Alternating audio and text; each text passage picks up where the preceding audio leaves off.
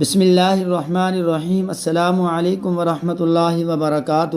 وہ معلمہ ہمیشہ اپنے شاگردوں کو نصیحت کرتی تھی کہ قرآن پاک کی اس آیت کے مطابق زندگی گزاریں۔ وَعَجِلْتُ إِلَيْكَ رَبِّ لِتَرْضَىٰ، سورہ طٰہٰ۔ ترجمہ: اے پروردگار، میں نے تیری طرف آنے میں جلدی کی تاکہ تو خوش ہو۔ وہ کہا کرتی تھیں کہ میں اس آیت سے بہت متاثر ہوں۔ جب بھی میں اذان کی آواز سنتی ہوں اور اگر میں کسی بھی کام میں مصروف ہوں، میں اپنے آپ کو یہ آیت یاد دلاتی ہوں اور سب کچھ چھوڑ کر نماز ادا کرنے کھڑی ہو جاتی ہوں۔ رات کو 2 بجے جب تہجد کا الارم بجتا ہے اور میں گہری نیند میں مزید سونا چاہتی ہوں تو یہ آیت مجھے یاد آتی ہے اور مجھے جگاتی ہے۔ اس خاتون کے شوہر کی عادت تھی کہ کام سے واپس گھر آتے وقت وہ اسے فون پر کھانے کے متعلق ہدایات دے دیتا تاکہ اس کے گھر پہنچنے پر گرما گرم کھانا تیار ملے اور وہ کھانا کھا کر سو جائے۔ ایک دن اس نے فون پر مچھلی کھانے کی فرمائش کی۔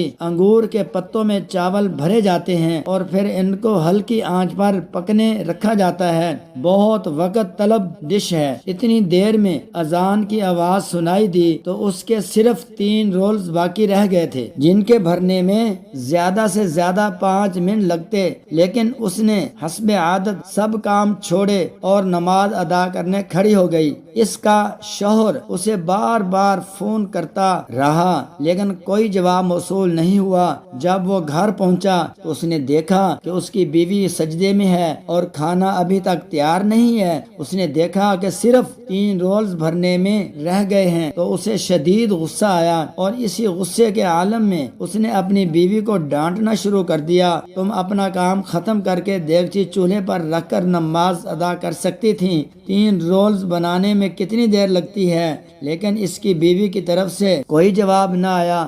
جب وہ اس کے پاس آیا تو دیکھا کہ سجدے کی حالت میں اس کا انتقال ہو چکا ہے۔ سبحان اللہ! اگر اس نے ہماری طرح یہ سوچا ہوتا کہ چلو کوئی بات نہیں، پہلے اپنا کام ختم کر لیتے ہیں پھر نماز پڑھ لیں گے، تو اس کا انتقال کچن میں ہوتا۔ لیکن ایک شخص کا انتقال اسی حالت میں ہوتا ہے جس پر وہ ساری زندگی گزارتا ہے اور اسی حالت میں وہ دوبارہ اٹھایا جائے گا۔ ہمارے آقا حضرت محمد الرسول اللہ صلی اللہ علیہ وآلہ وسلم نے ارشاد فرمایا کہ ہر شخص اسی حالت میں اٹھایا جائے گا جس میں وہ فوت ہوا۔ آئیے آج ایک عہد کریں بہنوں کے لیے، جیسے ہی اذان کی آواز سنائی دے سب کام ایک طرف رکھیں اور نماز کے لیے اٹھ کھڑی ہوں۔ زیادہ سے زیادہ 20 منٹ تک، جو کہ اقامہ ٹائم بھی ہے۔ ہمارے آقا حضرت محمد صلی اللہ علیہ وآلہ وسلم سے کسی نے پوچھا کہ اللہ تعالیٰ کے نزدیک سب سے